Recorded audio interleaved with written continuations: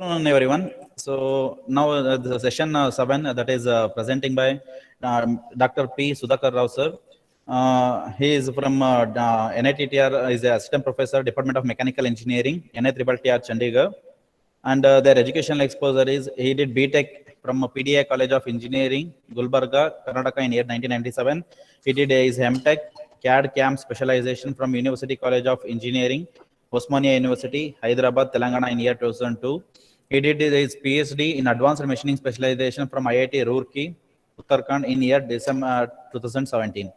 Job exposure, he is having 4 years totally industrial experience before joining academic about 2 years in Mahindra and Mahindra Limited, Zahirabad plant near Hyderabad from 1997 to 1999, and another 2 years in Tata Motors Limited, Jamshedpur, Jharkhand from 2002 to 2004. Presently now they are working as in NITTR Chandigarh since from 2004 till date. And their academic and research experience, he has till now published 92 research papers in various international and national reputed journals, 54 papers in national and international conference, and 6 book chapters in international DAAM publishers. He has still now supervised 52 MTech theses and guiding 11 MTech students, regular and modular, now and guiding 3 PhD QAP candidates. He has conducted till now 162 national level STCs in NITTR Chandigarh and 18 STCs conducted outside the NITTR. He has conducted 4 national conferences in NITTR Chandigarh so far. He has developed 8 curriculums for mechanical engineering department and production engineering departments of various polytechnics of northern states. He is the reviewer of various journals of Elsevier, Science Direct, UGC Care, Scopus and Tyler and Francis Publishers, etc.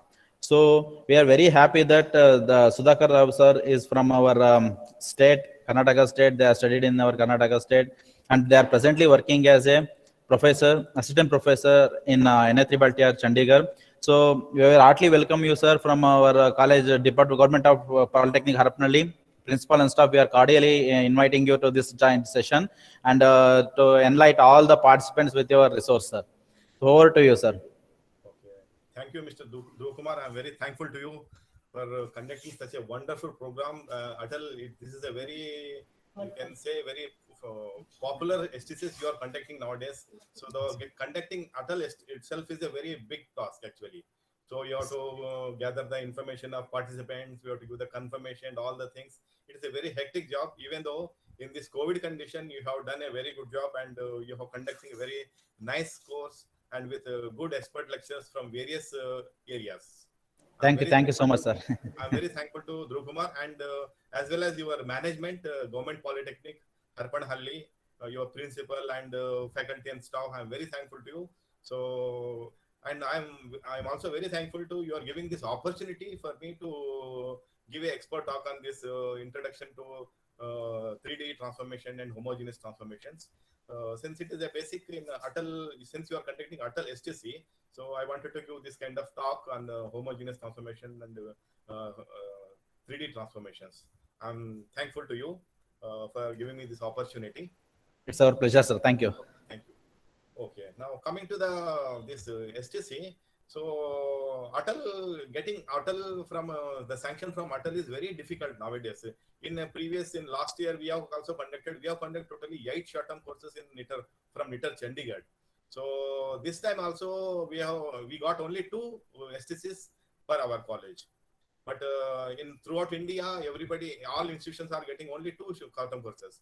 This time we have applied 17 STCs in the various thrust areas like robotics, artificial intelligence, machine learning, 3D printing, robotics, novel materials. These are, but our institute got only 2 STCs. So that is one on robotics and one on blending learning process, teaching learning process. So this time they have made very strict rules to give only 2 STCs for each institute. Earlier in last year, we have conducted 7 STCs, Atal STCs. Like robotics, we have conducted 3D printing, we have conducted artificial intelligence, machine learning, cloud computing, and there are so many courses we have conducted. This time, Atal has gone a very proper scrutinization for giving the opportunities to the various colleges also. Like it is small, you can see Government Polytechnic, it is a very small polytechnic, but they got this Atal course. It's a very appreciable remark from this government of India. So they have given, even for polytechnics also, they have given these short-term courses to conduct. So I know the background of this hard work is by Dhruv Kumar only, how he has maintained, how he has communicated to the Atal, ACT Atal, he got very easily this kind of short-term course. I really congratulate to Dhruv Kumar and his team for conducting such a wonderful program. Thank you so much. Thank you so much, Okay. sir. So Thank you. coming to the point, PPT, sir. So now I'll share my screen, okay? So dear participant, please switch off Sir. your video Excuse me, sir. Actually, so that we can have proper bandwidth. There is no excuse me, internet sir. problem. Actually, your voice is a little. Hello? Your voice is little low, sir. Achha. Your voice is little bit low, sir. Okay, Yes, sir. okay. I am putting totally 100% to the speakers. Yes, sir. But I think you are talking from this side, sir. So that's why maybe it is very low, sir. If you use headphone, that will be better. No problem, sir. You can carry on, sir. So I kept maximum 100% right now. The volume I kept 100%. So I hope you will hear my talk. No, yes, sir. Yes, sir. Yes, sir. You Okay. can carry on. Shall I continue, Dr. Dhruv Kumar?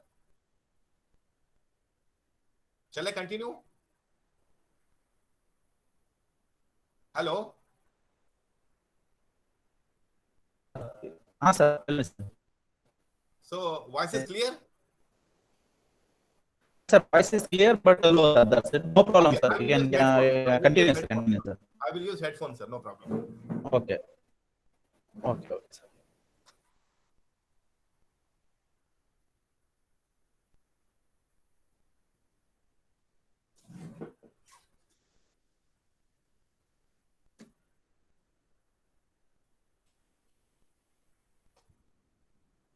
Hello. Now it is clear, sir? Sir. Now it's clear, sir. It's clear now? You're getting clearly voice? Yes, sir. Yes, sir. Okay. Shall I start? Yes, sir. Start. So I will share my screen right now.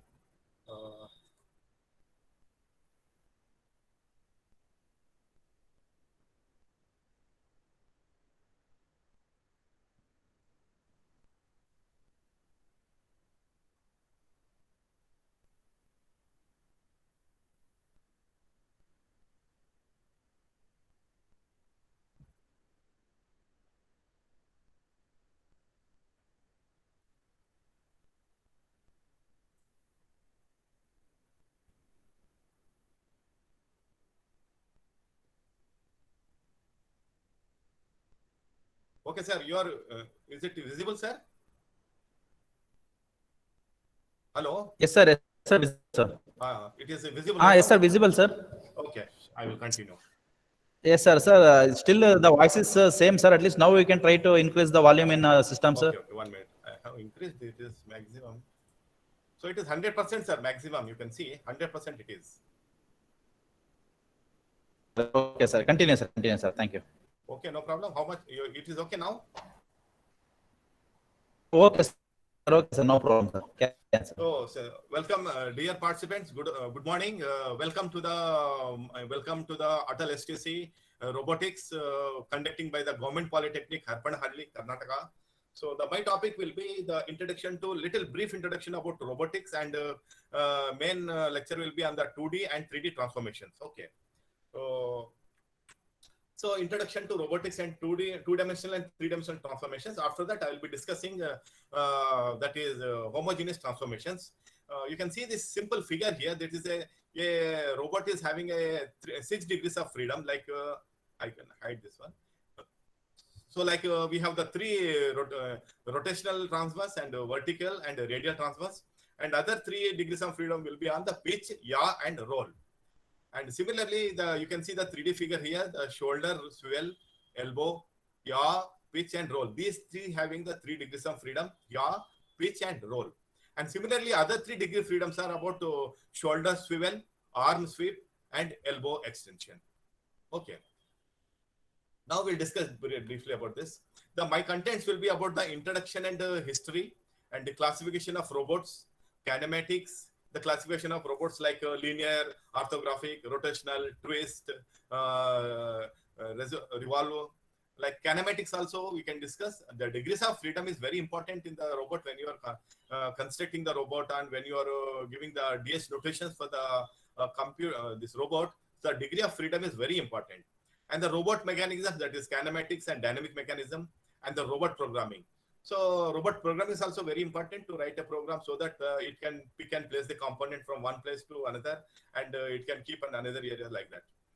Then geometrical data for transformation. Geometrical data is required for the transformations like 2D as well as the 3D transformations. And 2D transformation, I will be discussing about the 2D transformations. Then later homogeneous transformations.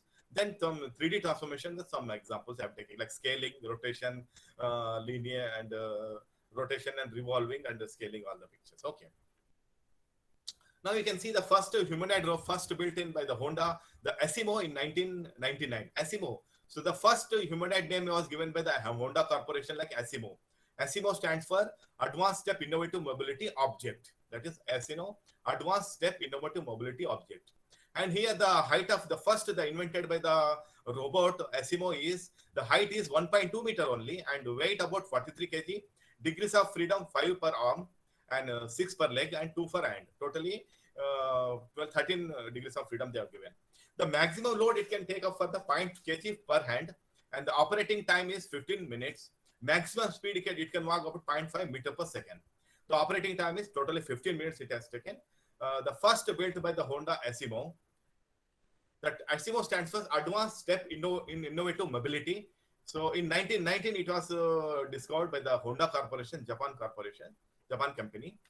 So the Asimo robot made by Honda Corporation celebrating its first anniversary in 14/10/1999 and its 20th birthday anniversary recently on 14/10 to the.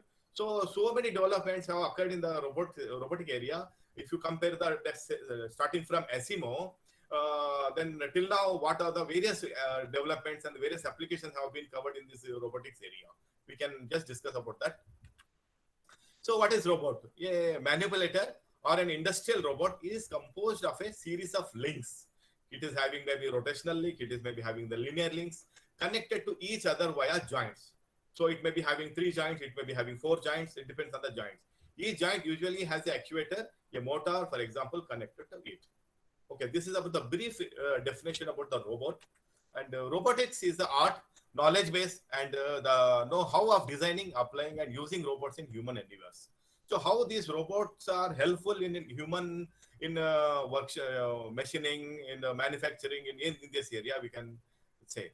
Robotics is an interdisciplinary subject that benefits from mechanical engineering, electrical and electronic engineering, computer science, biology, and many others. So that's why robotics is called an interdisciplinary area. So that interdisciplinary area, we can cover all the areas like all the departments, mechanical department, electrical, electronic, engineering, computer science, biology, many others can be work together so that they can develop in the robotics area. So the robot means it is a forced labor or simply worker. Robot, it is simply labor. It actually the name has come from the Czech Republic. So that's why it is called robot means forced labor and simply worker. Robot is a reprogrammable multifunctional manipulator. Robotics is a branch of technology which concerns about problems of robot design, development, applications. This is the brief discussion about the robots. The first, it is called Joseph F. Engelberger, is known as the father of the first robotics, starting from 1954. He is the father of robotics, called Joseph F. Engelberger. Now they just will go just throw about just knowledge on the history of robotics. History of robotics, we can see.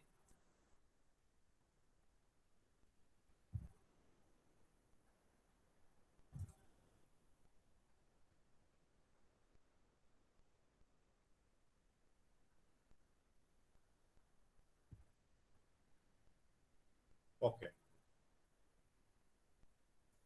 So history of robotics, that is first in 1922, Czech author Colonel Karpek wrote a story called Rossum's Universal Robots, an Introduction to the World, Roboka. So it means Robota in Czech Republic, it means a worker. In 1954, this Joseph F. Engelberger is known as the father of robotics. And 1954, George developed the first programmable robot. Now in 1954 onwards, the programmable robot started producing. In 1955, Denavite and Hettenberg developed the homogeneous transformation matrices. And 1962, Unimation was found. First industrial robot appeared in the 1962. You take the difference from 1922 to 62, it has taken 40 years to develop an industrial robot. In 1973, Cincinnati Milacron introduced the T3 model robot, which became very popular in industry. In 1990, Cincinnati Megatron was acquired by the ABB, Asia Brown Boveri. So similarly, in 1970, Cincinnati has produced the CNC machines also, along with the robots. This one. And you can see the various application of robots in wheel robots and walking robots and this wheel robots. There are so many applications we have in the robots.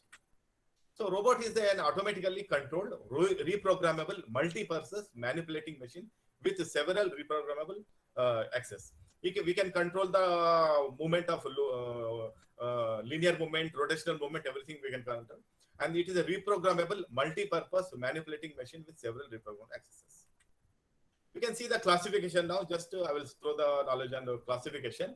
JIRA, that is Japanese Industrial Robot Association. Every country is having some different kind of classifications. So every country we have the different classification. JIRA is called Japanese Industrial Robot Association. Then RIA is Robotics Institute of America. Then AFR stands for Association of France de Robotics. SCARA, Selective Compliant Assembly Robot Arm. So these kind of very just classifications we have. Depending on their classification, we classify the robots like JIRA, RIA, AFR, SCARA. Then types of robots. Then pick and place. We have different kind of robots also. Pick and place and a SCARA robot and a continuous path robot. This is a 6-axis control robot and sensory robot. And robot anatomy, if you see here in this picture, you can see there are totally the 3 links, link 1, link 2, link 3 there. And joints also you can see 1 joint and the 2nd joint and this 3rd joint. So this is the total base and this is the end of our, this is the manipulator totally. So the manipulator consists of joints and links. The joint provide relative motion. Links are rigid members between joints. So various joint types, linear, rotary, and each joint represents the degrees of freedom. So each joint is having some different of degree of freedom, like linear degrees of freedom, rotational degrees of freedom. We have first slide I explained about the total is 6 degrees of freedom, 3 linear degrees of freedom, and 3 rotational degrees. Okay. Robot manipulator consists of 2 sections: body and arm and wrist assembly. So till this is a body and arm, and at this wrist assembly we have. So body and arm for positioning the objects in robot work volume. And wrist assembly is the orientation of object to pick and place from one place to another place. Wrist assembly. Body and robot manipulator are body and arm. Okay. So now we can see the various different classification of robots and what will be the workspace if you consider a particular kind of robot. And you can see the Cartesian, there are totally 5 kind of robots: Cartesian robot, cylindrical robot, spherical robot, and SCARA robot, articulate robot. If you take the Cartesian robot, so kinematic structure is like this. Okay, the workpiece will be rectangular. Okay, and cylindrical robot we have the circular, and spherical is a spherical robot we have. SCARA we have the this one, and articulated we have this kind of. So if you see the any particular kinematic structure, so we have this different structure. All structures are different from the all different. If you see the linear, orthogonal, rotational, twist, and revolve. If you have the all kind of features like linear movement, orthogonal movement, rotation, twist, revolve. Like we have the different kind of Cartesian robots, cylindrical, spherical, SCARA, articulated. And this will be the workspace for the. Now we can see this figure. In this figure, we have this is a robot arm and this is the wrist. Here we have the 3 kind of rotational degrees, that is 3 degrees, roll, yaw, and pitch. But whereas here it joint, we have the rotational transverse, radial, and vertical transverse. We have 3. Totally, if you consider these 3, 1, 2, 3. We have the 3 rotational, and the other 3 are 4, 5, 6 roll members. So totally 6 major degrees of freedom for a robotic section. Even we can work out with the 5 degrees of freedom. The 6 degrees gives the totally 3 linear, 3 rotational. These are the linear movement, okay, and others are the rotational movement. And the manipular joints, you can see, we have the translation motion. Translation motion means linear motion. One is linear, one is orthogonal joint. Okay. And rotation motion, we have the rotational joint, twisting joint, revolving joint. You can see the first two figures. This is about the input link we have given, the output link. The joint motion is, this is the linear movement. Okay. Input link we have, output link. The joint motion will be linear. That is called translation motion. Whereas in the second picture, we have input and the output link. Joint transmotion, joint motion is there. So that is called orthogonal type. So linear joint, we can denote this as a L, and orthogonal joint, we can denote as a O. And similarly, we have the rotary motions. Rotary motions, input motion, input link, that is input link and output link. It is the rotary motion is there. In this also, input link, output link, the rotation is again, joint motion is rot. And here input link, output link, the joint motion is output. So this is called the rotational, this is a twisting, this is called revolving. So the shortly we can do this rotational joint is R, twisting joint as T, and revolving joint as V. With the help of this, we can give the DS rotation now for the particular robot. So translation motion, we have the linear joint L, orthogonal joint O, and rotational joint R, twisting joint T, and the revolving joint will be V. So with the help of this L, O, R, T, and V, we can define the DS rotation for particular robot. Now the joint notation, that is called GH notation. Shortly it is called as GH notation. Uses the joint symbols like L, linear, orthogonal, revolve, twist, and rotation. Rotation, twist, and revolve. Here revolve, we are using V as a notation for that, to designate the joint types used to construct the robot manipulator. It separates body and arm assembly from wrist assembly using a lotion, using a colon. Example is, you can denote as TLR. T stands for translation, linear, rotational, and translation, rotational. So common body and arm configurations we can see. This is a simple body and arm. Now the body and arm configuration we can see like this. Polar coordinate. If you first will discuss about the polar coordinate, second we'll go for the Cartesian, third cylindrical, fourth and spherical, fifth scara and attributed. Okay, 5 we can discuss. Here the polar coordinate body and arm assembly, the notation will be TRL, that is translation, rotation, linear. You can see that here the translation moment is there. Here this is linear moment, and this is the this is translation, this is the rotational motion. Okay. Here it consists of a sliding arm L joint actuated related to the body, which can rotate about the both vertical axis and horizontal axis. Okay. That is vertical axis T joint and horizontal as R. This is a simple polar coordinate body and arm, that is you can donate as notation will be given as TRL. Simply cylindrical body and arm assembly, we can see cylindrical body and arm assembly. Here the notation is TLO. T means translation, L is linear, O is orthogonal. You can see this is the translation of this movement. This is the linear movement. This is orthogonal movement. Okay. O, L, and T. It consists of a vertical column related to which an arm assembly is moved up and down. This is the moving up and down. The arm can be moved in or out related to the column. So that's why the notation will be given TLO, that is translation, linear, and orthogonal. This is for the cylindrical body and arm assembly. When you are considering about the cylindrical, the notation will be given to TLO. Similarly, Cartesian coordinate, body and arm assembly, the notation is LLO, LOO. L means that is it consists of the 3 sliding joints. Okay, the 3 sliding, 1, 2, 3 sliding joints. One sliding is this, one sliding this, one sliding this. Then 2 of which are orthogonal, and the other names have included external coordinate are XYZ robot. So for this, we can give this linear movement. Okay, orthogonal, orthogonal, LOO. Totally, there are. This notation will be given for the Cartesian as LOO. Jointed arm robot. Now notation of TRR, that is jointed arm for this one, the TRR. You can see this KUKA robot example. For same, it is graphically it is represented here. That is, you can see that is R. This is the rotational, another rotational, and this is the twist movement. This is the twist movement given to the vertical direction, and the other direction that is rotational, and this is rotational. So the simple notation for jointed arm robot is TRR. That is translational, rotational, rotational. And finally coming to the SCARA robot. SCARA robot, we have notation as VRO. What is V here? That is, V is twist here. V is twist, rotational, orthogonal. Okay. You can see here, this is the 3D figure of this one. And graphically, we are representing the SCARA robot. That is a selective compliance articulated robot arm. So standards for, it stands for selectively compliant assembly robot arm. It is similar to joint arm robot, except the vertical axis are used for the shoulder and elbow here. The main difference is here the orthogonal movement, and this is rotational, and this is called V. V stands for that is revolve. Okay. Okay. Now this is about the SCARA. So like this, we can represent any kind of robot like linear that is linear movement, orthogonal movement, rotational, twisting, revolving. Here it is revolving, we are giving revolving and rotational and orthogonal.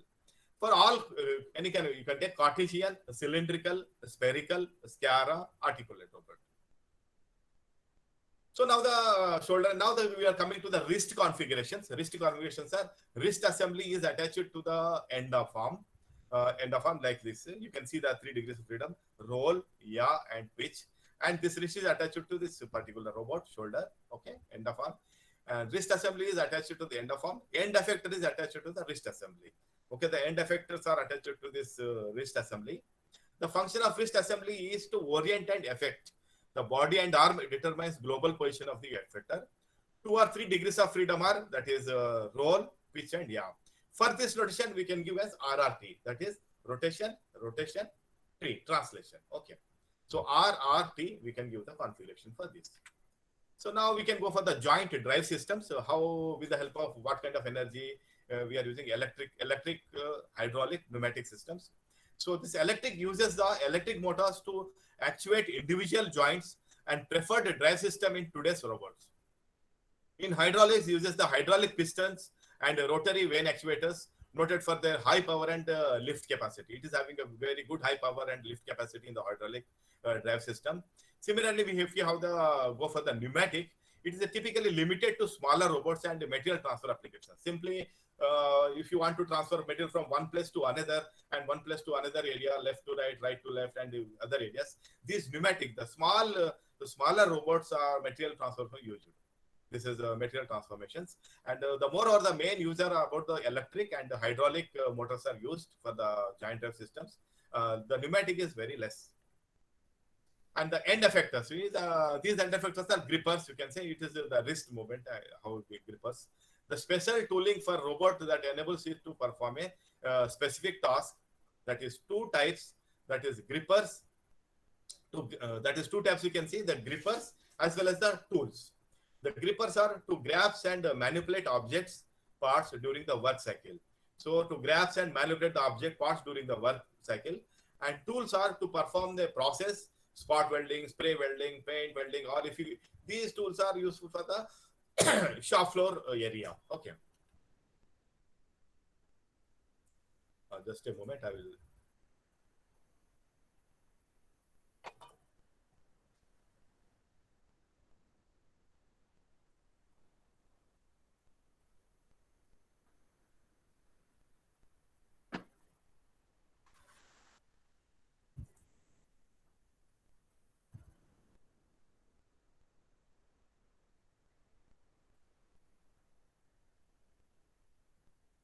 Okay, coming to the next slide. End effectors. So end effectors are the special tooling for a robot that enables it to perform a special task like grippers and tools. So the normally they are to perform a process and spot welding, spray welding, this kind of tools we are using. And the grippers, you can see the grippers are in a very different geometry we have. So this gripper, you can see this one and different. And we have the Monoman, the Expo this 2900.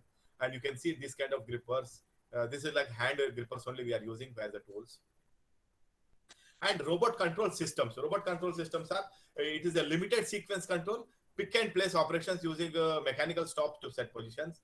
And the playback with the point-to-point control records work cycle as a sequence of points, then plays back the sequence during the program. Sometimes in the during sequence of the program, the plays back the sequence during the program.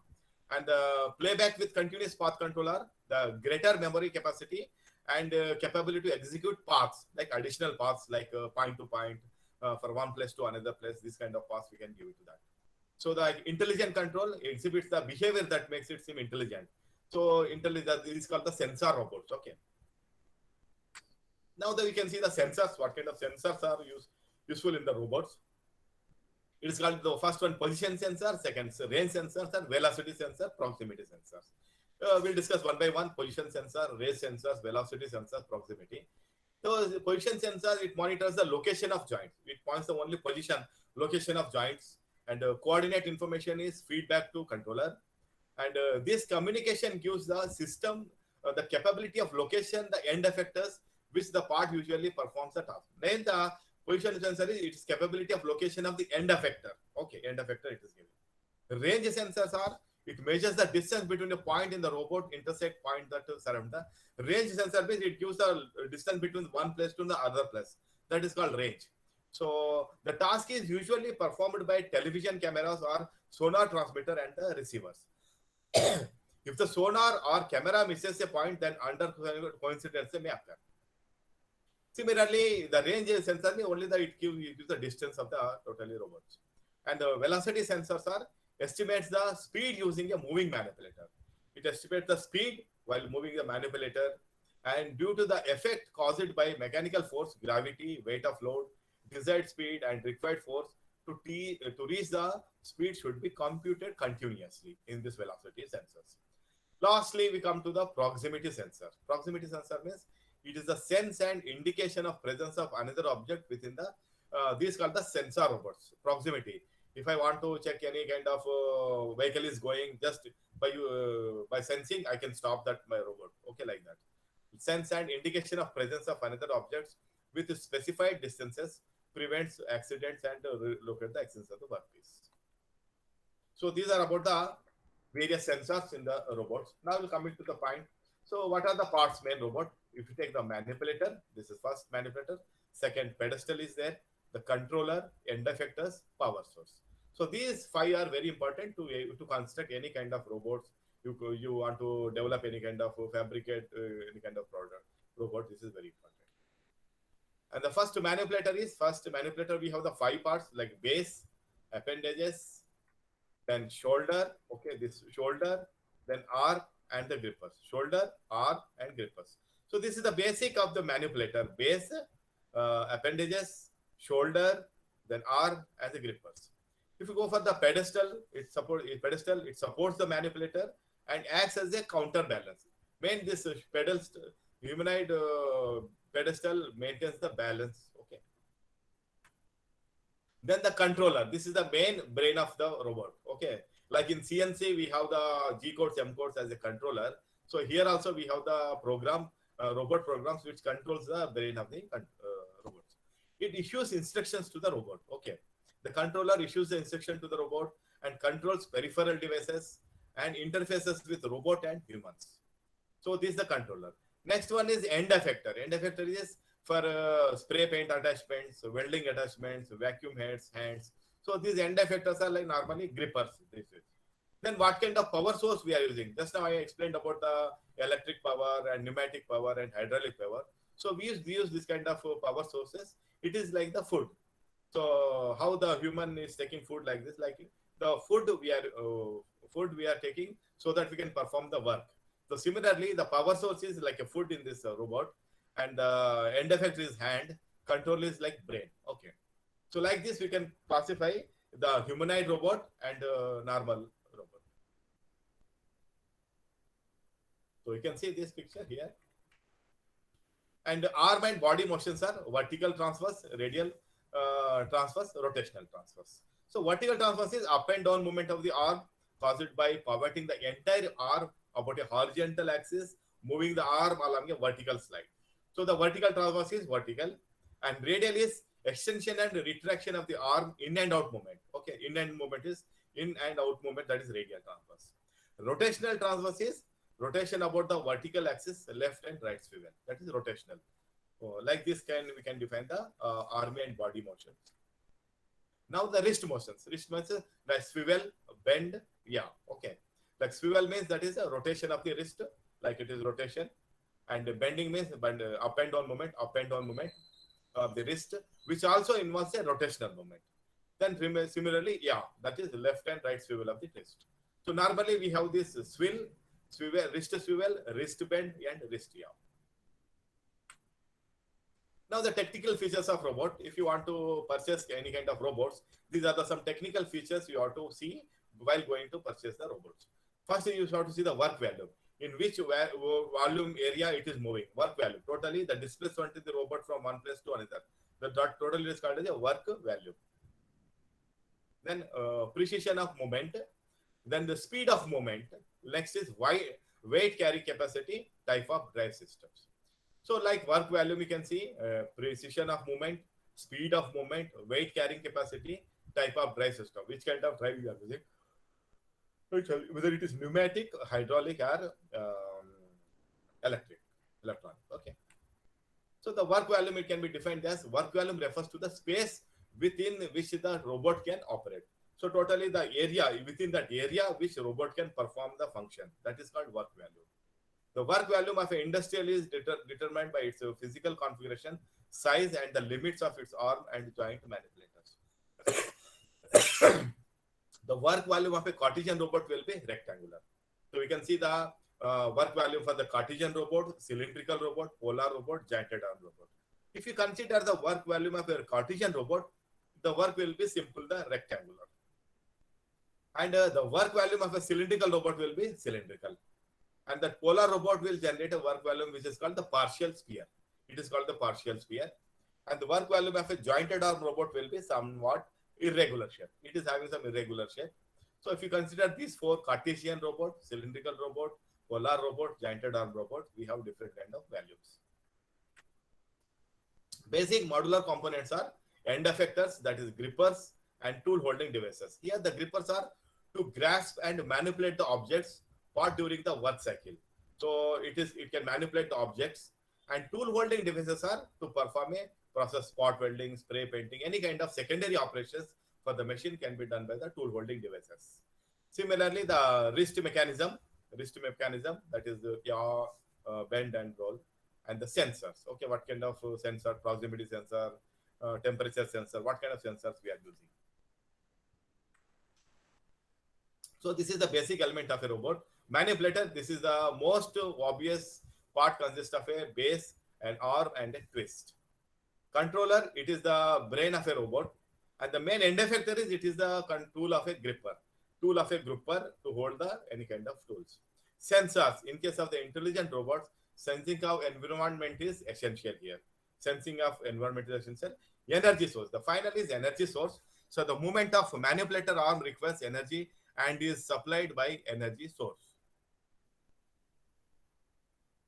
So now the types of robots by applications, just I'm completing the introduction here.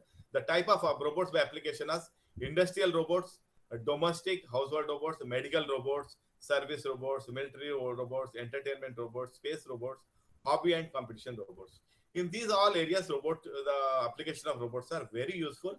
While considering the industrial robot, if you see any kind of automobile industry, in trim line and painting line section, all the robots we are using so that we can final finishing for the automobile.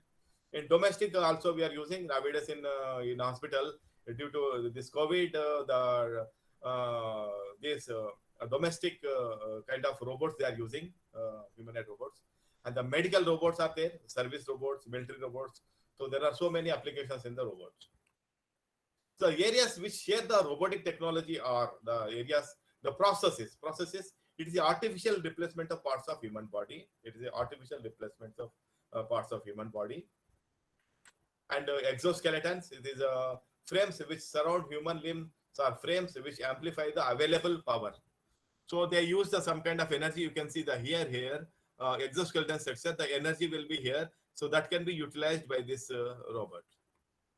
And locomotion devices, it is like it is also called as legged robots, machines for walking on legs. We can see some pictures so that we can understand locomotion devices. So here you can see the arrangement of a bone and joints found in the human hand provision dexterity are Each joint represents a degree of freedom. You can see each joint represents a degree of freedom. These are 22 joints and thus 22 degrees of freedom in the human hand. You can see here the 1, 2, 3, 4, 5, 6, 7, 8. These are all 8 degrees of freedom called 8 carpels. Okay. Then the blue color, these are the metacarpals, the 5. 1, 2, 3, 4, 5. So 8 plus 5, 14. Okay. 13 or 8. Now other these are 10, 11, 12, 13, 14, 15, 16, 17, 18, 19, 20, 21, 22. So all the joints will have the different kind of. So here the degrees of totally 27 bones are there. The degrees of freedom are 22. If you add this 8 carpels, 5 metacarpals and 14 phalanges. If you combine this, it will be 27 bones totally and 22 degrees of freedom are there. Okay. Next further. So examples of Puma. Okay, this is the Puma robot. And this is the Stanford arm they kept for the exhibition. This is the first, they developed the robot with the Stanford University, UK. And the humanoid robot having 20 centimeter tall and 770 grams weight with 26 joints. And here they are using the 2 CCD cameras. So these are developed by the JVC Corporation of Japan. They developed this kind of human robot. And the Asimo, the teaching lessons to children and dancing with children. This Asimo, the first invented Asimo, it is performing the dance, and it that is Asimo, advanced step innovative mobility option. And there's some guided robots are there. They works as a security guard type guided robots. And these are the various applications. Okay, various applications of robots. And this is the 6-legged 1, 2, 3, 4, 5, 6. There is a very big 6-legged structure. It is called exoskeleton. Okay. And this is basic radio controlled spider robot. So it is called, again, it is a 6-legged robot controlled by the radio controlled spider robot. The spider that's why it's called spider robot. Spider with a camera. They kept the CCTV camera on this location of the movement and jointing movement of the robot. And this is wheeled robots. Okay, this is called wheeled robots. Wheeled robots you can see here.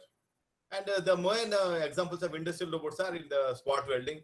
Industrial robots performing the spot welding in automobile industry line. So they are using in the trim line as well as the paint section. Also, they are using this kind of industrial robots for welding as well as the painting purpose. So here you can see it is using in the automobile chassis line, trimming line industry. So here you can see some kind of, we are using some prototype CMM. The CMM stands for the coordinate measuring machine. We can measure the dimensions of the component with the help of robot. So we have to give the robot program instruction to this robot. It is a ScanMax robot company. So we are giving the programming to the CNC robot so that it can check the geometry so that we can get the final dimension, whether the product was achieved by the dimensional tolerances or not, any kind of accuracy is there not, we can find out. Okay, this robot CMM. And the FAROM, this is only the FAROM portable arm. This is the portable CMM, which is attached to the robot, and robot is giving to the program to this CMM so that it can give the geometry for the particular component. If you see the total top 10 countries by the robot in density, so the main Japan, they are using 295 and Singapore 169, South Korea, Germany, like this we are using various top 10 countries by the robot density. So the total world 32% they are using. Okay. Now the types of robot by locomotion and kinematics, stationary robots, that includes the robotic arms with global and axis movement, the Cartesian gantry robots, cylindrical robots, spherical robots, SCARA robots. So we can classify like this, since it is a stationary, it is called the Cartesian, cylindrical, spherical. And then if you go for the wheeled robots means movement from one place to another. That is called single wheeled robot, two-wheeled robots, 3 or more wheeled robots. I have shown some examples in previous slide. I have shown the examples how wheeled robot works. And the legged robots. Legged robots are called exoskeleton robots. Okay. Process is exoskeleton robots. Legged robots are bipedal robots, tripedal robots, quadrupedal, and hexapod robots. So again, depends on how many legs we are using. Depending on that, we can classify the legged robots. One is stationary, second is wheeled, and third one is the labor robots. So here the same I explained about the 6 major degrees of freedom in the robotic system.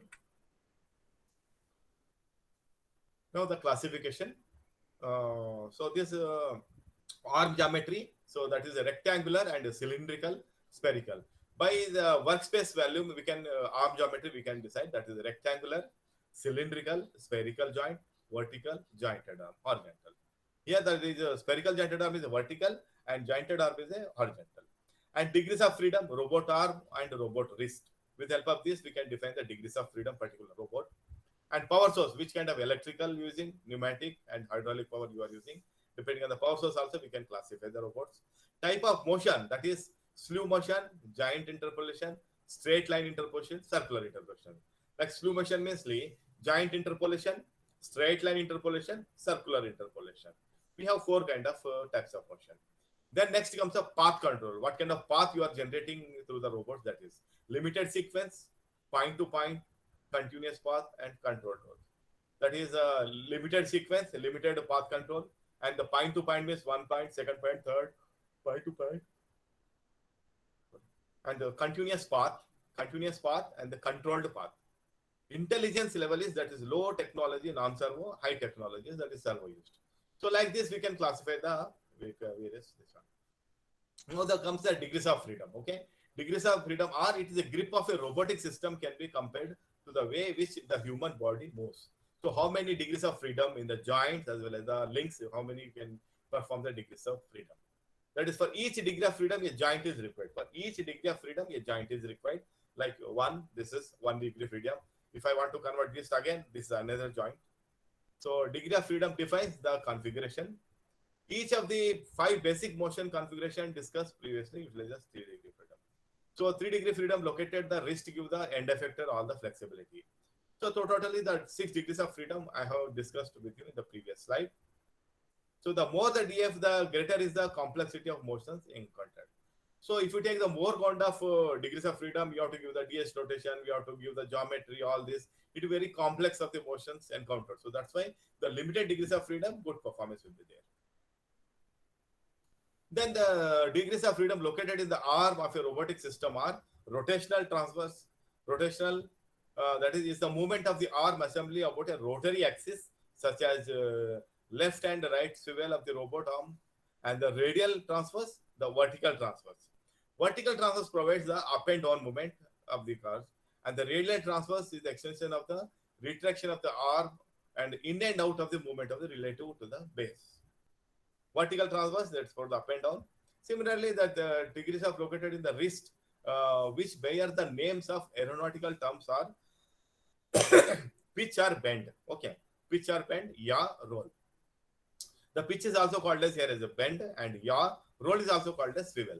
So here the pitch and bend is the up and down movement of the wrist, up and down of the wrist, and the yaw is the right and left, yaw, swivel is rotation of the hand. Okay, that is swivel. Okay, so we have these 3 kind of degrees of freedom.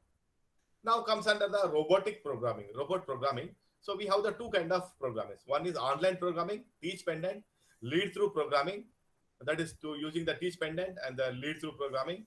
Then offline programming is robot programming languages, task level program. So here we are using various kind of robot programming languages, task level programming that we'll be discussing in the next slide. So offline is write a program using a text-based robot programming language. So by text-based language, you can write a program. Does not need access to the robot until its final testing and implementation. So the proper final testing will be there to make a final program for this offline mode.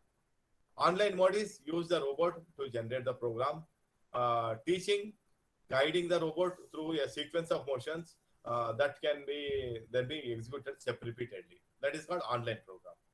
So combination of programming, sometimes often programming is a combination of online and offline. Sometimes we go for the offline and online to combining together. So that is called online to teach the locations in space, offline to define the task or sequence of operations. So like that, we can define the various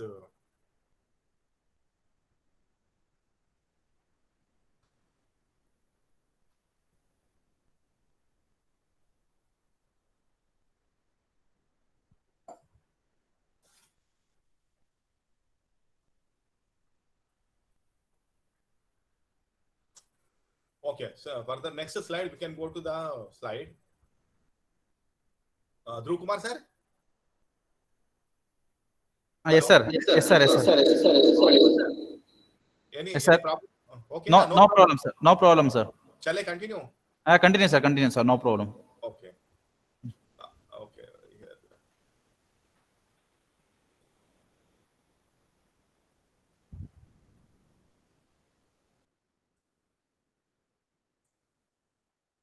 So half-line program, that is online and combination of programs are like this. Uh, Programming languages are, that is large number of robot languages available. AML programming, VIL, Rail, robot suite. There are so many programs, more than 200 the programs are there. So it is like a same program what we are writing in the CNC program. We have the G codes, M code. Similarly, those programs are, it is also a different line kind of language program. So if you write this program, the robot can perform its activities. Each robot manufacturer has their own robot programming language. That's why, so we have the so many, more than 200 kind of programmings available. So no standard exist here. Portability of program virtually not exist. So you can take any kind of program for any kind of controllers. Okay, like in CNC we have the different controllers like Fanuc, FIDIA, Sinumeric, High Numeric, Hidden Hand, Siemens. So there are different kind of controllers we have. Through those controllers we can give the we can those through controllers we are getting the G code, M codes. We can feed it to the CNC machines like generative codes and preparatory codes and miscellaneous codes, so that it can cut a material. Similarly, in this program languages, we have the AML, the VIL, Rail. These are the common programs which are highlighted here. So these kind of programs are available for robots. So now, since we here, I want to compare the CNC program and robot program. So normally, the programming means normally they in robot program also the people will think about the G codes, M codes. Here, the actually CNC machine and the robot. Here, the CNC machines we have the G and M code format here. Here we have the teach pendant method, walkthrough method, teleoperation method we have. So if you take the applications, it is primarily conventional and non-traditional machining we can go. And in this case, primarily for industrial handling and assembly, also humanoid robots. So main here the industrial purpose, we are making a robot. But in CNC machine, we are for conventional machining, non-conventional machine, we are fabricating the CNC machine. Whereas in the robot, it is only for the material handling, shop floor control, we can use this kind of program. Online programming method, we have the G code, M code format here. The teach pendant, it is like remote control only, teach pendant, walkthrough method, teleoperations. If you go for the offline programming method, we have the same for both. These are the language based CAPP, computer aided process planning based automatic methods we are using. Everything is through the computer aided production planning method. So we have the generative method, we have other different kind of methods also. Sensory applicable here, the low sensors, here the high sensors are various. The very sensors are very, we have the good capability of sensor here. In kinematics, if you consider, this is a 3 to or 5 axis only. Here we can go normally 6 axis, 6 degrees freedom, 6 axis, 3 rotational, 3 linear. But whereas in the 5 axis, if we take the CNC machines, 3 axis, X, Y, Z is your tool movement, 3 axis, and rotational along of X axis, rotational along Y axis. Totally 5 axis CNC machine.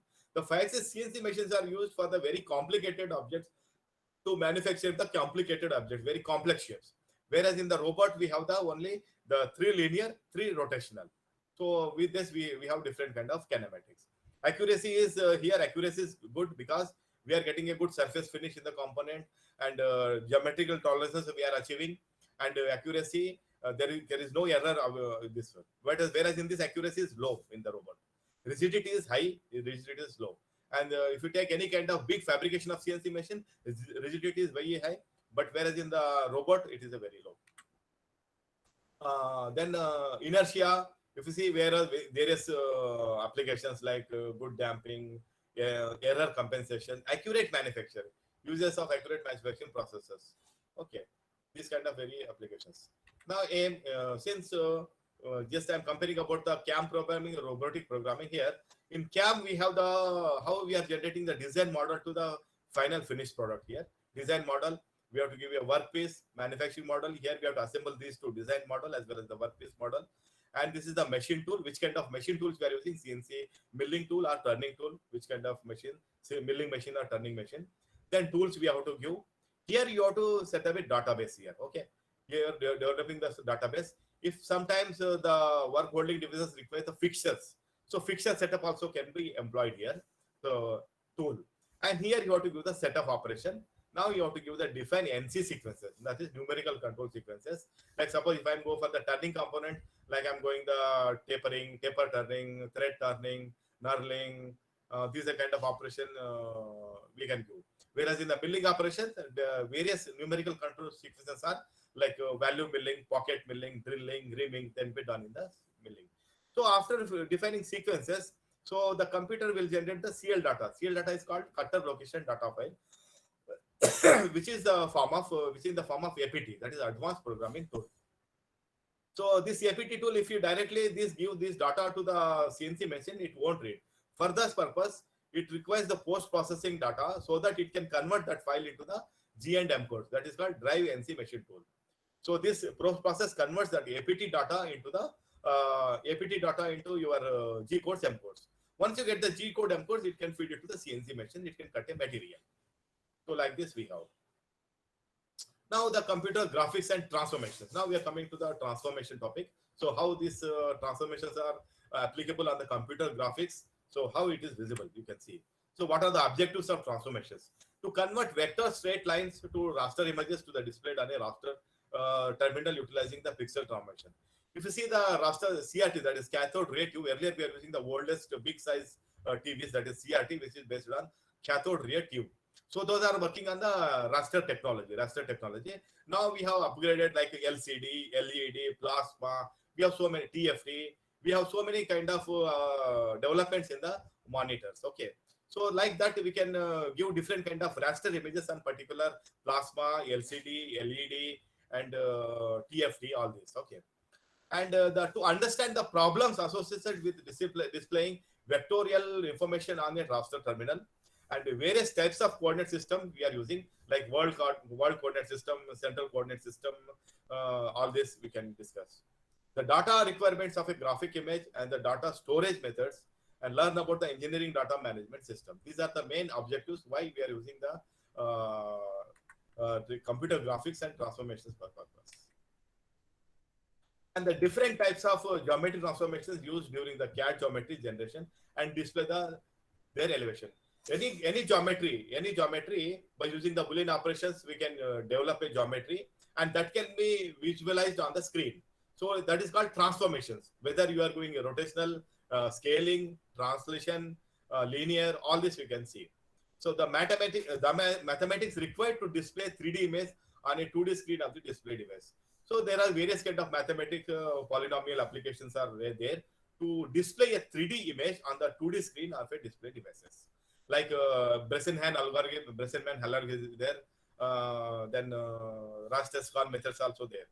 Understand the problems associated with the display of graphic images on the display screen, such as clipping and hidden line eliminations. These hidden clipping, hidden lines and clipping can be done with the help of transformations like scaling, rotation, linear transformations.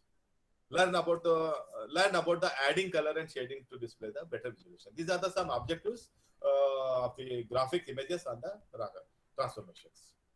Now the coordinate system. What kind of coordinate systems we are using to generate the transformations? The right-handed Cartesian coordinate system is used for the defining the geometry of the parts. Normally we follow the right-hand method and the left-hand method by using the dimensions.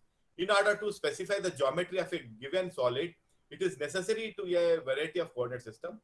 Like we have the word coordinate system. It is shortly called as WCS. User coordinate system, WCS, and display coordinates. What kind of displays we are getting on the screen. So now we'll discuss one by one: WCS, UCS, and display coordinates. See this picture. You can see a typical component to be modeled here. It can be first model on the CAD, and what are the transformations required to show on the geometry on the screen. So this is the 3-axis movement X, Y. This is the Z. This is called your word coordinate system. You can see the dimensions. Okay, this is the model. Okay, W coordinate system. This refers to the actual coordinate system used as a master for the component. Sometimes it may also be called as a model coordinate system. And this is, you can see, typical component with associated WCS. So this is X movement, X direction. This is Y linear direction. This is a Z linear direction. X, Y, Z. 3 movements will be there. Okay, these are all the 3 linear, and we can express the things. So user coordinate. Second one is user coordinate system. So sometimes it's difficult to define certain geometries of if they are to be defined with the WCS. Sometimes we are unable to give the WCS coordinate system. So for that, so you go for the user coordinate system, define the working coordinate system for that. So maybe define the relatives to the WCS. These coordinate systems are termed as user coordinate systems or working coordinate system. Okay. So now you can see with the pictorial view. So here is the typical component with associated with the WCS and UCS. That is WCS. You can see this is X, Y, Z. This is the linear. So internal structure also we have some dimension, that is X dash, Y dash, Z dash. So it is a world coordinate system. The inter coordinate system is called as UCS, universal coordinate system. Like this we can define. And the next one is display coordinates. The third one is display coordinates. This refers to the actual coordinates to be used for displaying the image on the screen. These are the actual coordinates for the display of the coordinates on the screen. So like this we can see the typical component with its various view positions. You can say this is the front, this is a right side, this is the top side. Okay, front side, right side, top side. We can see the 3 pictures. Like in the drawings, we can see the top view, front view, top view, and side view. Like this, we have the X movement, Y movement, Z movement. You can see the various positions now. You can see. So this is the front view. We can see. This is the top view. This is the right side view. These kind of graphic images are applicable. How these kind of we are generating with the help of transformations. So what kind of transformation we are using? Whether it is we are 2D transformations, 3D transformations, homogeneous transformations. That we will be discussing next. Geometric model data. So now any kind of data, if you want to represent geometrically, so the most common geometric modelers are a combination of random and a sequential form of data storage. You see this picture now. So this is the data section of geometry. So the solid is formed. First, the solid is formed. Then with the help of surface, then vertices with the help of vertices, with the help of surfaces formed. With the surfaces, we have the edges. Then finally, we are getting the solid. We are selecting the edges, selecting the surfaces. Finally, we are developing the solid. So these are the data structure is how many surfaces we have selected, how many vertices we have used, how many edges you are selected to make a simple solid model. So this is the data structure. This is a database management system. Okay, data structure. So now you can see the complete data structure for geometric models, how it appears on the screen, So the first product, this is final product, vertices. Now we are using the edges. Edges are selecting the faces. Faces are selecting by the body, and simple various parts are there, simple single parts. And we are using the attributes like mate, align, insert, orient. So these are the main attributes are there. Intersection and this addition, subtraction, all this. Then finally, by using these simple parts, we are assembly. We are making the assembled part with proper dimensions. Then finally, you are deploying the product. So like from starting the vertices, how many vertices you have used, how many edges you have selected, how many faces you have selected, how solid body was developed, how many single parts are there, then how you made assembly part, then finally finished products. So like this, it is giving the data structures, vertices, edges, faces, single body, multiple parts, and then assembly products. Okay, this is the complete data structure of geometric model. So this, now we can see the transformations. Now coming to the transformations, we have the different kind of transformations, that is rotational, translation, rotational. Here totally I am focusing the 5 transformations: translation, rotation, scaling, and shearing, reflection. Okay, totally 5. Now we'll discuss one by one the transformation. Scaling triangle. This is the first one. Scale is there. This one triangle, that is if we consider this point, this is x-axis, this is y-axis. So it is a 4 means it is having a 4 scale, 1, 2, 3, 4, and the 0 is this. Though x direction it is having 4, the y direction it is 0. That's why it is called 4, 0. The next B point is 1, 2. So then 1 minute, sir. Hello. Yes. Hello. हाँ बोलिए. I'm in a class right now. I will talk to you later. Okay.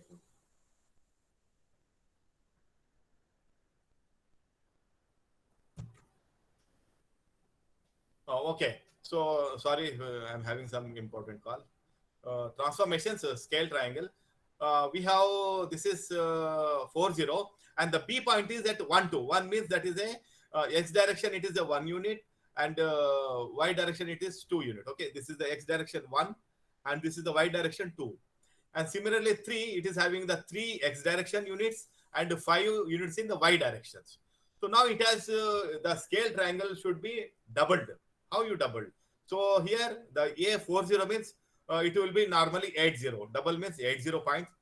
And here it is double means 1 and 2. You double it, that is 2, 4. And similarly 3, 5 is there. It is 6 and 10. So now how it is magnified, how it is scaled to the double position. You can see you make a graph on x, that is the 8 scales on the x direction. Y direction it is 0. Now the point is here A, and the B location point is 2. That is x in x direction 2 units are there. In y direction it is 4 units. So now it is the point here. The third point one is C, that is 6 direction. X direction 6 units, y direction 10 units. So now you can take exactly it is doubled. Now the new points are 8 0. You can mention the new points are for the scaling transformation. You can mention it as 8 0, 2 4, and 6 10. So this is about the scaling. Okay. Now next go to the translation. Translation means shifting from one place to the another place with linearly. So now I am taking the adding this first 40 units in x direction. In y direction, I am giving the 30 units. Okay. So now you take the original rectangle here. 1 1 means x direction 1 unit, y direction 1 unit. X direction 4 unit, y direction 1 unit. And the C is x direction 1 unit, y direction 5 units. And the last x direction 4, y direction 5 unit. Okay.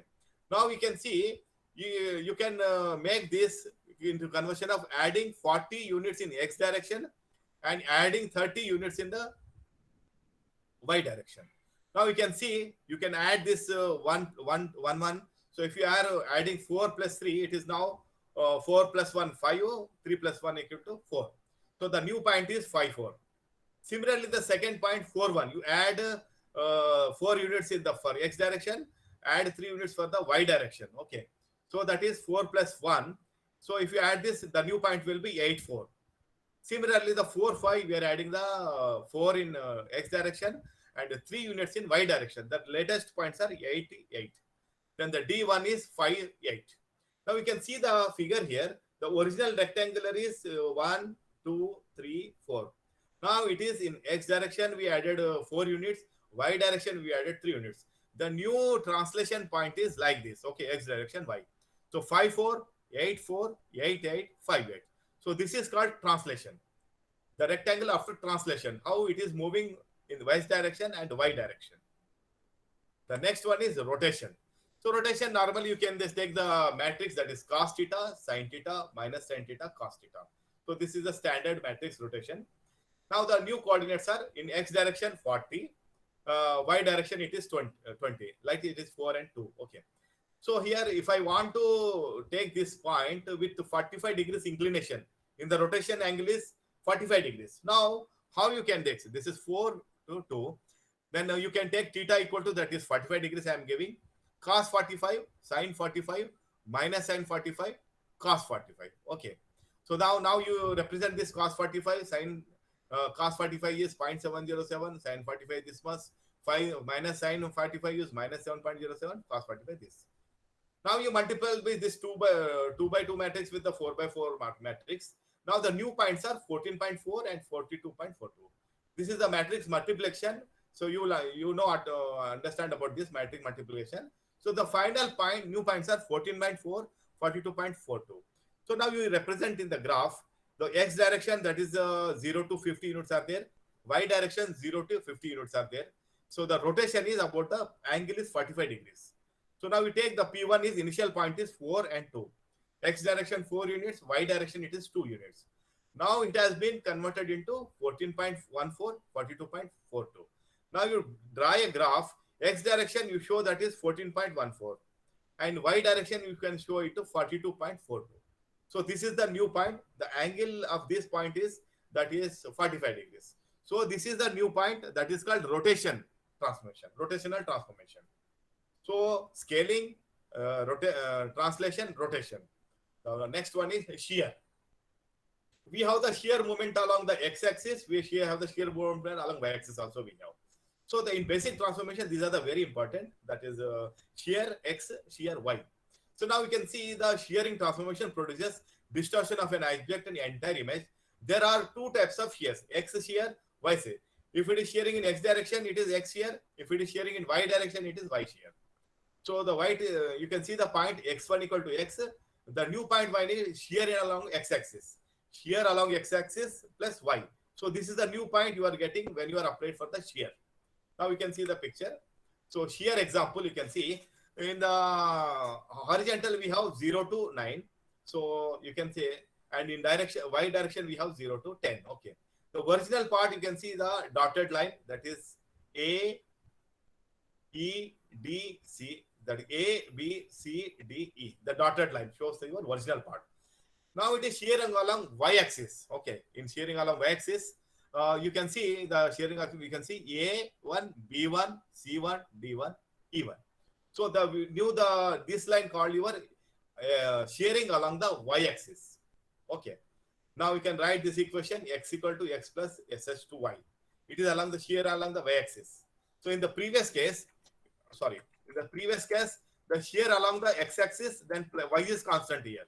Okay, now next, x1, y1, it is shear along the y-axis. Okay, then you can see the shear to affect in this one. If it is along the x-axis, you can say A, B, C, D, E. These are the original part along the x and y-axis. A, B, C, D, E. Now it is shearing along x-axis. Now what are the new coordinates? That is A1, B1, C1, D1, E1. So this is after x shear. Here this is after y shear. It is A dash, B dash, C dash, D1 dash, E1 dash. Okay. So in x shear we have A1, B1, C1, D1, E1. Okay. So like this we have shear also along with the translation, rotation, scaling. We have the shear also. Shear x, shear y. The last part of the translation is reflection. Reflection is also there. We'll discuss it. Now this is about the simple transformation. Now we'll go for the homogeneous transformations. For all this, so homogeneous translation purpose, rotation, scaling, shearing. Okay. So normally translation matrix, rotation, scaling, x shear, y shear. Now we go the homogeneous transformation. These are the 2 by 2 matrix. This is the notation matrix, rotation, translation. We have the transformation 1, 0, 0, 0, 1, 1. And the transformation along, this is the translation along x-axis, translation along y-axis. This is simply noted as tx, ty. Okay, 1, 0, 0, 0, 1, 0, and tx, ty, 1. The diagonal should be 1, 1, 1. Similarly, for the rotation, you know the 2 by 2 matrix, that is cos theta, sin theta, minus sin theta, cos theta. You add 0, 0, 1 and this 0, 1. So this is called your rotation axis. Rotation, the theta depends on the what kind of rotation you are taking. It ranges from 0 to 180 degrees. Scaling also we can have xx, 0, 0, sy. 2 by 2 matrix is the same.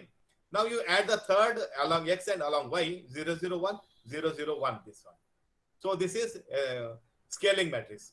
If it is a scaling x direction, sx. If it is scaling in y direction, it is sy. Now the next term is x shear along the shear axis. That is x shear is, that is you can draw 1 sx1, 1, 0 sx then 0. The 2 by 2 matrix is 1, 0 sx 0. Okay. Sx 0, and the normal matrix, that is 0, 0, 1, 0, 0, 1. That is a homogeneous transformation. If it is x shearing along x axis, that is you can write sx. If it is along y axis, you can 1 sy 0, 1. 2 by 2 matrix will be written like this. And if it is homogeneous, we can write 0, 0, 1 and 0, 0, 1 we can add. So these are the basic homogeneous transformations for the translation, rotation, scaling, x shear, y shear. This is the tx, the translation along x axis, translation along y axis. And rotation, this one, scaling along x-axis, scaling along y-axis, shearing along x-axis, shearing along y-axis. So these are the 5 transformations for the translation, rotation, scaling, and shear. Now we'll further move into other slides. Now the matrices we can see, the example we can see the 1 0 0 0 1 0 minus tx minus ty 1. So this is the translational matrix. If you want to go for the rotation matrix, that is cos theta sin theta minus sin theta cos theta. This 0 0 1 0 0 1. Then along again translation, that is 1 0 0 0 1 0 tx ty y if it is in the positive direction. If you multiply these 3, translation, rotational, and multiply by translation. So this will be the final matrix you are getting. This is called a rotation about an arbitrary point. The final translation we are getting. Okay. So that is the first translation tx ty, rotational, and the third again transformation in the positive direction. We are getting this final. So now after this homogeneous transformation, we'll go to the 3D transformations. After learning about the 2D transmissions, homogeneous transformations, we can switch over to the 3D transformations. Okay, now the scaling, you can see that again simply it is another matrix joining along the x-axis and y-axis. Now it is a 4x4 matrix. The 3D transformations are 4x4 matrix, homogeneous transformations are 3x3, and the simple 2D transformations are 2-dimensional matrix, 2D transformations. Now we can see here scaling. We can denote this as it is often necessary to display the objects in 3D on the graphics screen. If you give the 2D dimensions, it is not possible. Even if you give the homogeneous, it is not okay. You have to represent on the screen, graphics screen, you have to represent the 3D transformations. Those are Sx, Sy, Sz. And the 0011, 0001, this will be there for the scaling. If the scaling along x-axis, you denote Sx. Scaling along y-axis, you denote Sy. Scaling along z-axis, you can denote Sz. Similarly, translation, we have the 1 0 0, like similarly diagonal 0. And here you write 0001, and here tx, ty, tz. Tx stands for translation along x-axis, translation along y-axis, translation along z-axis. So these x, y, z are there. And similarly, if you go for the third one, rotation axis, that is x, y, z axis there. Rotation along x-axis, rotation along y-axis, rotation along z-axis. So that can be defined in the next slide. So here it is here, rotation about z-axis. Z-axis means you can write that is a 001 in z direction. Okay. You have to denote cos theta, sin theta, minus sin theta, cos theta is simple 2-dimensional. And 001, you have to add 1 here since it is in z direction. Okay. 001. And 001, 001 is normal to all the 4 matrices. Similarly, if it is a rotation along x-axis, then you write it is that is cos phi minus sin phi, cos phi. Okay, that is this direction. And the x, since it is a transformation along x direction, you write 1, denote here 1. Here 1, and cos phi, sin minus sin phi, cos phi. Similarly, if you go for the, this will be same, 0001, 0001 will be same. Similarly, if you go for the rotation transformation for the y-axis, the y-axis you write y as a here 1 in y-axis, and this will be same, 001 will be same, 001 will be same. Now you write a matrix cos theta, cos xi, sin xi, minus sin xi, cos xi. Okay. Like this, we can define various matrices for the different 3D transformations. Rotation is about z-axis, rotation about x-axis, x-axis, rotation along the y-axis. So this is various basic transformation for these. And transformation of a geometry is translation. We studied about this now in the slides. Translation, scaling, reflection, it is also called as mirror, and the rotation. Okay. And the shearing also, we can add it in this slide, shearing. So now we can see the translation. Okay. The translation in the x direction like this, and the y direction it will be this. In x direction it is moving, the geometry can be defined like this. In y direction it is there, you can define this geometry. Similarly, in the scaling, how much the scaling it is, 1:1 or 1:2, 1:3. You can scale in x direction as well as the y direction. You can see the graphical representation, which could be possible by using these 3D transformations. Then reflection. Reflection, displacement about 25 axis in this direction, 25 axis about this axis. So it is a just reflection. It is called as, that's why it is called as a mirror image. That's a reflection of the image. Then rotation, you can see here I'm giving the 30 degrees. This part is rotated about this line, about the 30 degrees angle in the y direction. Suppose it is in the x direction, you can write it 30 degrees differently. So like these various possible geometric transformations are possible by using the translation matrix, scaling matrix, reflection matrix, rotation matrix. So now you can see the translation of the point. You can simple point you can translate. This is the x direction, this is y direction, and this is the point P. So now your translation along the x-axis, that is the point is P dash. So like this we can represent. That is P, P, P, Z, Z dash P, P, X1. Okay. Then the translation, you can see this matrix, x is d. You can denote this as a xy, x plus dx, y plus dy. So now we can see the picture, the dx and x direction. This is the translation. Translation along the x-axis. This figure shows about the translation along the x-axis. Now the next one, scaling. Scaling the transformation applied to change the scale of an entity. So you can denote P, X, Y, then SXX, SY, dy. Now you can see the final figure. This is the basic 2D matrix, SX, 0, 0, SY, and this is the XY direction scales. Now you can see the SX scaling of a plane figure. So this is the actual scale, original figure is there. Scaling along x-axis, okay, 1:2. So you can see this direction, totally we are getting the scaling is doubled in the x direction, okay. Now the third is reflection on mirror, okay. The reflection or mirror is a transformation which allows a copy of the object is to be displayed while the object is reflected about the line or plane. Reflection is mirror along x-axis or along y-axis. So the basic 2D element is 1, 0, 0, -1, and these are the xy. Now you can see this is about the x-axis, first figure, reflection about it, reflection this, and reflection about the the reflection image about the y-axis along the 28 centimeters. Here's 28 centimeters. This is about the y-axis, reflection about y-axis, reflection about x-axis, and here is reflection, some reflection along x-axis, some reflection along the y-axis. The possible reflection transformation in geometry 2D is possible this. Reflection along x-axis, reflection along y-axis, reflection along y, reflection along x-axis. These are the more possible reflections in the 2D geometry. Example, reflex transformation is, you can say reflection.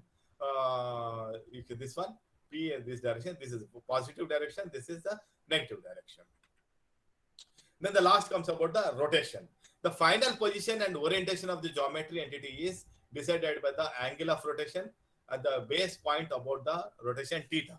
So this is the basic cos theta minus sin theta, cos theta, x and y. Okay. So this is the basic 2/t matrix. Depending on the rotation angle, it can move in along x-axis, it can move on the y-axis. It depends on the how much angle you are given to the rotation for the particular line or point. So now we can see that is a rotation. This is the initial position along x-axis, along y-axis, the initial point, this one. And it is suppose theta I am taking about the 30 degrees. The final position of this point, object is like this. Okay. So suppose 30 degrees, it may be theta equal to 30 degrees, or theta equal to 40 degrees. The final initial position, this is the final rotational transformation of the particular image. So like this we can see.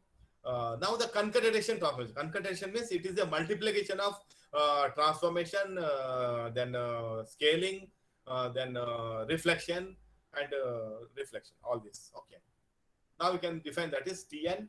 If you take n number of 2, Tn, Tn minus 1, Tn minus 2, and these are the up to T1. Okay. So now homogeneous representation is x, y, z. This is the 1, 0, 0, 0, 1, dx, dy. This one, you know the matrix. And rotation about an arbitrary point is, now if you take translate the point P to the O, the origin of axis system, rotate the object by the given angle, translate the point back to its original position. These are the conditions I'm giving. So now we can see, these are the point, rotation about the x-axis, this is the point. And if you go to the sum with inclination, the final position of this. This is the rotation about the arbitrary point. And translate the point PO, the origin axis, rotate the translate the point back to the original position. Okay. Then reflection of about an arbitrary line, you can see reflection. The translate the mirror image line y-axis, rotate the mirror line like this. You can see this. This is the example of reflection talking about an arbitrary line. Up to this line, for this arbitrary line, what is the reflection? Okay, this we can see. Scaling about an arbitrary point, you can see the scaling also possible, dx, dy direction. These are the scaling. That is the scaling. Translate the point P to O, the original axis system. Rotate the object by the given angle. Translate the point back to its original position. So like this, we can define the various. Now the last 3D transformation, as I told you, like same thing. We have this kind of transformations. This is the transformation for the translation. This is the reflection. This is about the z-axis. Okay. Since z-axis cos theta minus sin theta, this may be there. The one will be you have to write 0, 0, 1, 0, 0, 1. You have to write like this. Similarly, this fourth will be there same 0, 0, 0, 1, 0, 0, 1, x, y, z plane.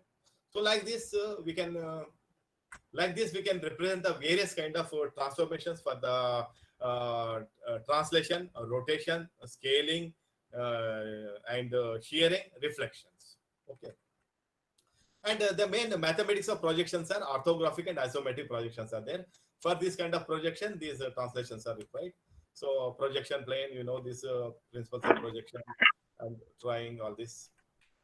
So like this, we can represent the object and particularly on the screen, like front view, top view, side view, left side view, right side view, bottom view, all this.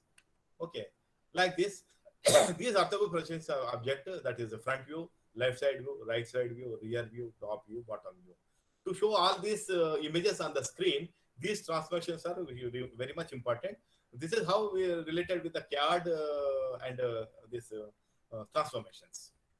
So with this, I can end my PPT. Thank you so much. Thank you, sir. Thank you, sir. I think I have taken some extra time. Okay. No, no problem, sir. Actually, today's schedule is very busy, sir. Actually. Okay. No, sir. Because today we have 4 sessions, because we have taken one additional session on test management. Okay, fine. So that's why it is starting from 2:15 itself, sir. Okay, your voice is very clear, sir. Right now, earlier Okay. now it is clear. Sir. Okay, sir. Thank you, sir. How about my voice? Still, it is very much little low, sir. Actually. I don't know what happened, sir. This is your voice is very clear. Sir. I think from your side there may be problem with the connection in laptop. I think, sir. Achha, okay. So that's why here it is a little bit low, because ours is very loud, yours is very low, sir, little bit. Okay. Anyway, how all the participants actually enjoyed your session, sir, because it's a very beautiful session actually. So we have seen so much of models, so much of matrices, calculations and everything. I have also undergone all those things, sir, because I am not from mechanical background. Yeah, Still, I can understand mathematics, sir, actually, because I am from mathematics background. Okay. So that's why I understood everything, sir. So thank you for your valuable session, sir. Thank you. So I think there are no questions for this. Any questions from participants? Okay, they can ask. Any question from participants? You can type it in chat box. I think it is a lunchtime. I think some of the Yes, sir. Because our session is also starting from 2:15 again. So no, thank you, sir. Thank you very much, sir. Please send me this presentation PDF to our mail, sir, so that I can share it to the participants. In PDF form. So. Yeah, because for them it is we are using for a test. We are conducting test in the end, sir. That's why we are asking. Yeah, I will just. Anyway, it's a very beautiful session, sir, because we have contacted without any contacts. We got to reach to you, and finally we came to know that you are from Karnataka, and we are very happy for that one. And also we talked regarding that. So, and thank you for giving your valuable time, sir. We will definitely come back to you by mail or WhatsApp, sir, regarding another things. And also, this is our first step, sir. And in the upcoming days, definitely we will conduct so more this kind of programs. So, in that one, definitely we will seek your help regarding resource persons and everything. Definitely we will come back to you, sir. So, keep in touch with us, sir. Okay. I also congratulate you. You have done a very wonderful. This adult program is a very popular program. We are conducting very nice way, and you have. So behind the scene, you have worked a very lot and proper following to the participant, experts, and giving the confirmation to the participants. This is a very big, hectic work. Even though you have done very nice way, I am very really appreciable. Thank you, sir. Very appreciable work for that. Thank you so much. Thank you so much, sir. We will come back to you soon again, sir. Thank you, sir. Thank you, sir. Thank you, all participants. Please, all of you join again at 2:15 session. That is by Dr. Nandini R from BMS College of BMS Institute of Technology and Management. So please, all of us kindly join us 2:15 today. 2:15 to 3:45 is the another session. And from 4 to 5, we have final session on stress management. So thank you all once again. Thank you so much.